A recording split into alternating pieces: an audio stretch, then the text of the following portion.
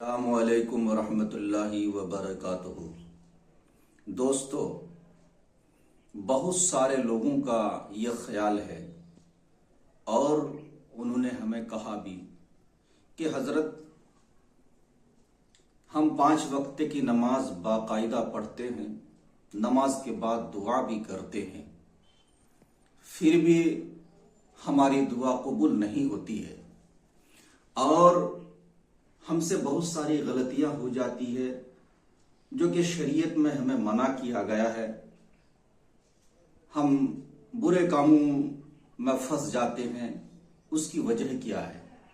तो मेरे दोस्तों, उसकी वजह यह है कि नमाज जो है, जिसके बारे में कुरान मजीद फुरकान हमीद में रब तबारक ताला फरमाता है कि इन्नस्सलाता तन्हा अनिल फहशाई वल मुनकर, बेशक नमाज बेहयाई और बुराइयों से रोकती है। अब 5 वक्त नमाज पढ़ने के बावजूद हम बेहयाई में फंस जाते हैं, बुराइयों में फंस जाते हैं। आखिर ऐसा क्यों होता है? उसकी वजह क्या है? तो मेरे दोस्तों, उसकी वजह तो बहुत सारी हैं, वजूहात बहुत हैं।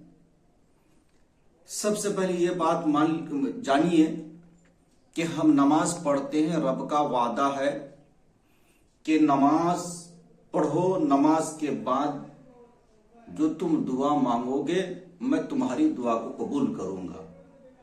हम नमाज भी पढ़ते हैं, दुआ भी करते हैं, फिर भी हमारी दुआ कबूल नहीं होती। आखिर वजह क्या है? कुरान का फरमान है कि बेशक नमाज बेहयाइयों से, बुराइयों से रोकती है, फिर भी हम बेहयाई से, बुराइयों से नहीं रुकते हैं। तो उसकी वजह क्या है? तो मेरे दोस्तों, कमी हमारे में है और वह कमी यह है, या तो हमारी नमाज कबूल नहीं होती, या तो हमारी नमाज में कोई ऐसी खराबियां हैं जिससे हमारी नमाज मुकम्मल नहीं होती। बातें तो बहुत हैं, या तो हमारा वजू सही नहीं होता है, या वजू सही होता है तो हमारा गुस्ल सही नहीं होता है। तो मेरे दोस्तों, नमाज के लिए सबसे पहले गुस्ल का दुरुस्त होना जरूरी है। अगर आपका गुस्ल दुरुस्त है तो फिर आपका वजू दुरुस्त होना चाहिए, और वजू फिर दुरुस्त नहीं है, गुस्ल सही है, वजू दुरुस्त नहीं है, फिर भी हमारी नमाज नहीं होती है। अब अगर हमारा गुस्ल भी सही है, नमाज पढ़ते हैं, वजू करते हैं, नमाज पढ़ते हैं, उसके बावजूद हमारी दुआ कबूल नहीं होती है, या हम बुरे काम करते हैं, तो या तो हमारे नमाज में कोई खराबी है, क्योंकि नमाज तो बेहयाइयों से, बुराइयों से रोकती है। फिर भी हम नमाज पढ़ने के बावजूद बुराइयों से, बेहयाइयों से बच नहीं पाते हैं। तो मेरे दोस्तों, अब हमें गौर करना है कि आखिर हम में कहाँ कमी है, हमसे क्या छूट रहा है। गुस्ल हमारा कैसा है, हमारा वजू कैसा है, हमारी नमाज कैसी है। तो मेरे दोस्तों, आप सबसे पहले अपने गुस्ल को दुरुस्त करो। आज बहुत सारे लोगों को यहां तक के मालूम नहीं है कि गुस्ल में कितने फर्ज हैं, और जब गुस्ल का फर्ज मालूम नहीं, हमसे सही से गुस्ल नहीं होता है, तब जब गुस्ल नहीं होगा तो वजू भी नहीं होगा, और जब वजू नहीं होगा तो नमाज भी नहीं होगी। तो गुस्ल के फराइज जानना जरूरी है। इंशाअल्लाह मैं आपको गुस्ल के फराइज बताने की कोशिश करूंगा।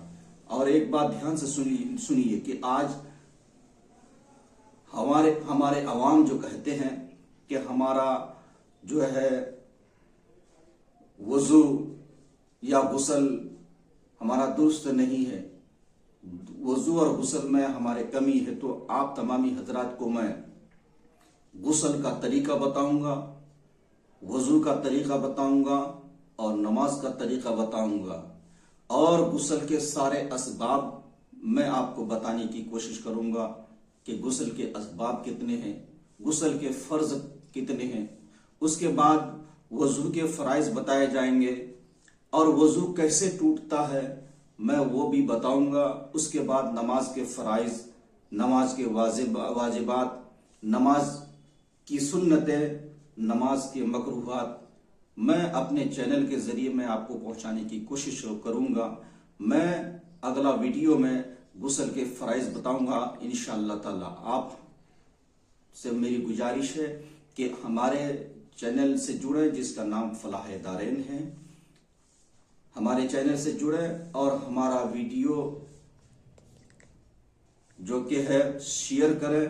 आप नए हैं तो हमारे चैनल से जुड़े और बेल आइकन बटन को जरूर दबाएं ताकि हमारा जो अगला वीडियो है जिस पर गुस्ल के फ़राइज़ बताए जाएंगे ताकि आपको आसानी से मिल सके। खुदा हाफिज़। अस्सलामु अलैकुम वरहमतुल्लाहि वबरकातुहू।